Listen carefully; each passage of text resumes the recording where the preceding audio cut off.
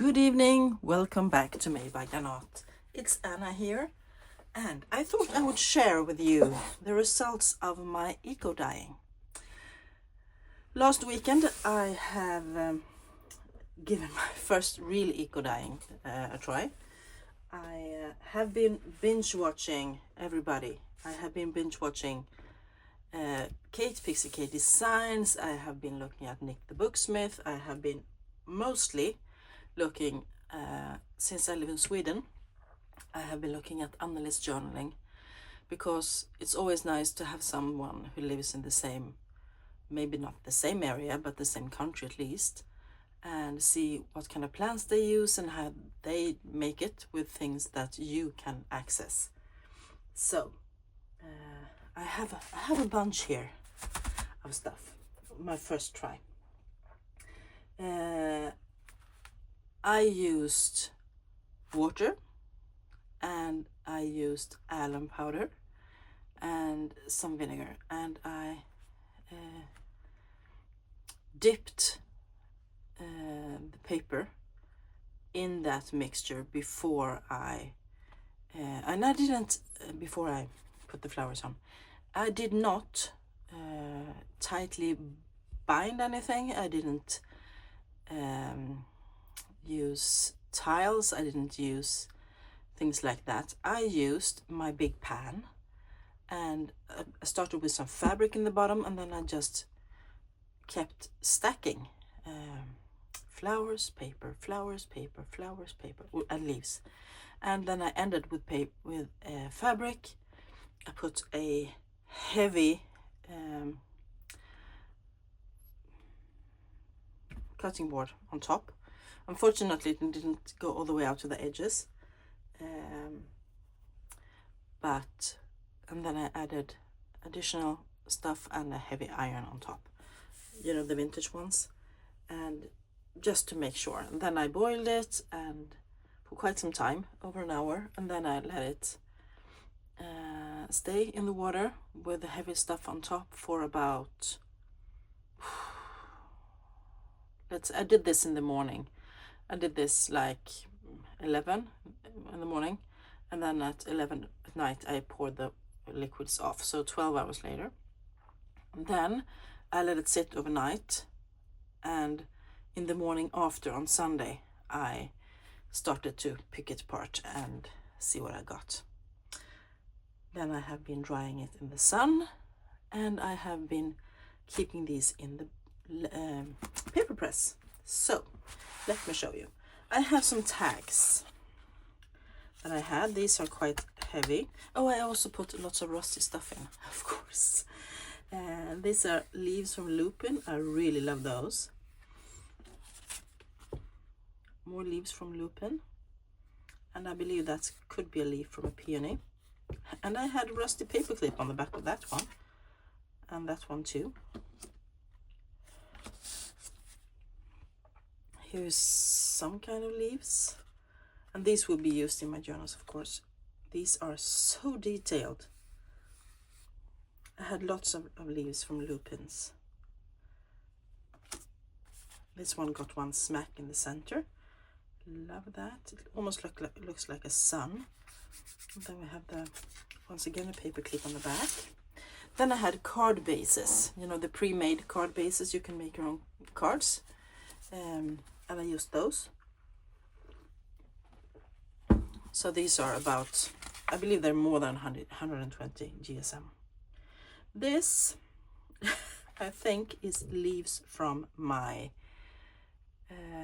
not leaves, but petals from my peony. The peony had been, it's rained so much, so the flowers have died, all of them. But I believe this was some kind of leaves from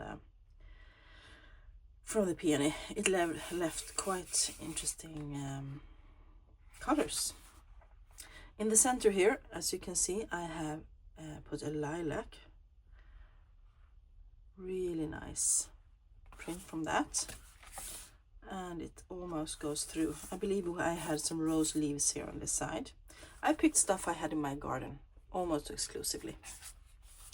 Here is more petals from the peony, and they almost look like wings. Do you see that? So cool. And some rusty bits over here, and more of the peony wings. Look like that, you know, you can put a person in here and they have the wings. Really cool. And here's another lilac. I have rose leaf, I believe. Yeah, a rose leaf in the center. And you can see they get totally different prints on the top and bottom part of the leaves. Really interesting. And more lilac. I believe these two are mirror images. And for the last card, I have more of the peony. And here I believe this was a bud, a lupin. It didn't leave much color, but it left an imprint. We have more leaves from roses. This one turned out really dark. And more leaves from roses. Let's get over to the papers. This is watercolor paper, and I believe it's more than 100 GSM as well. And as you can see, here is a fern that I picked in my backyard. And on the other side, we have a mix. Here's lilac, and once again the wings of the, now I call them wings, of the peony. And here, this paper was almost, here I tore it a bit, but it was almost too thin. I've had some rusty bits on this one, and you can see where the tags have been laying. And on the other side, we have lupins. They gave really nice, this was a blue one, I believe that was a pink one, but the blue ones I will definitely use again. And I know that Annelie uses brush up powder when she does her eco dyeing many times, and I think I want to buy that and try, because this would look even cooler with even more color. Here we have another one, lots of leaves, lupin, lupin, lupin, roses and roses. And these are on different sides, as you can see. Really cool. And on the back, we have lots of little wings from the peony, and also I believe these are from the lilac. Those small ones are from the lilac blossoms. Here we are again with the lupin and the roses. It must be the back of that one. Yeah, they are mirror images. Like so. That's so cool. And another fern. Ferns I will be using again. Here is, we have reached some of the top ones. Here I have lots of rusty pieces, and underneath we have some of the peony leaves and other things. This one is a bit more grungy, and it also tore a bit. Here we have more roses, and this is, oh, I forgot what it's called in English, but it's called vitmora in Swedish, and you use it to color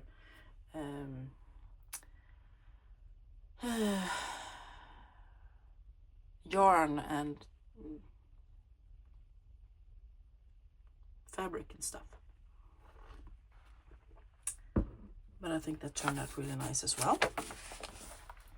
Here's a fainter one with the leaves, and this is also quite far at the top, so it hasn't been under so much pressure. Here we have, these are big, right, these are from a sketchbook, A3 size, and this paper tore really much, and it wrinkled, and so I will probably just use these in collage. More of the lupin leaves, and here are even more lupin leaves, and we have the wings of the peonies. So as I said, I've tried different flowers, I've tried different papers. I've tried one mixture, but I will try again.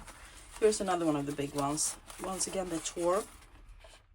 And here we have lovely lupins. And we have leaves as well. And here is something.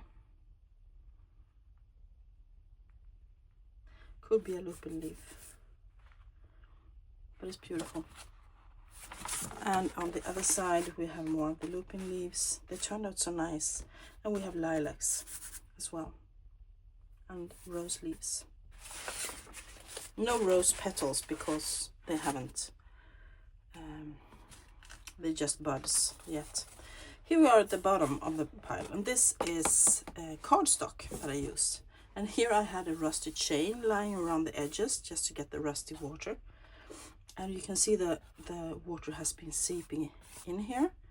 And there is a fern. And you can see it even more on this side. Absolutely beautiful. We are still on the cardstock, and here we have more of the peony leaves.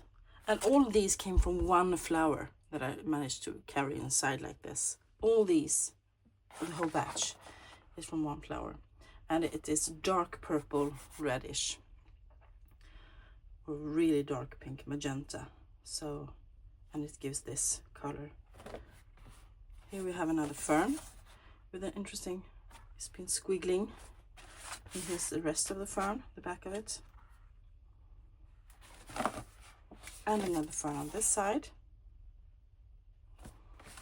And here's the last one. More lupins and more of the roses. And on this side we have a really nice blue lupin. And another one here. So we have really soft water here. I don't know if that makes a difference. I'm gonna try to read up a bit on the chemistry behind this, because I enjoyed this. It was so much fun. My son hated it because he didn't like the smell, since you have vinegar in it. And I'm trying to find some pretty ones I want to show you. Yeah, so I'm gonna do this again when I get back from my holiday. I hope I still have some flowers then, and at least I will have leaves at least, but flowers are fun. So this is the result. I'm gonna try to get some more cardstock, because this was my last cardstock I had that was white. I'm gonna try to get some watercolor paper. If I find it thrifting, I will grab it, and card bases and this kind of stuff. And I'm so glad I didn't try the copy paper, because that would not have worked out at all. If you have any tips for me, tips, tricks, ideas, share your knowledge with me, please, down below. And I can see if I can find Annelie's video and post it down below as well. Her latest video on eco-dyeing. I use her method. Yeah. Thank you all so much for watching this short and sweet video. I hope you liked it. If you did, give it a thumbs up. Let me know down below what you think. And if you ever tried eco-dyeing, I would like to know if you did it more than once. Yeah, I will be back, but I have I'm going a bit out of town, so I have pre-recorded some videos, so there won't be as many the next week. That's it for today. Have a great rest of your week, everybody. Bye for now.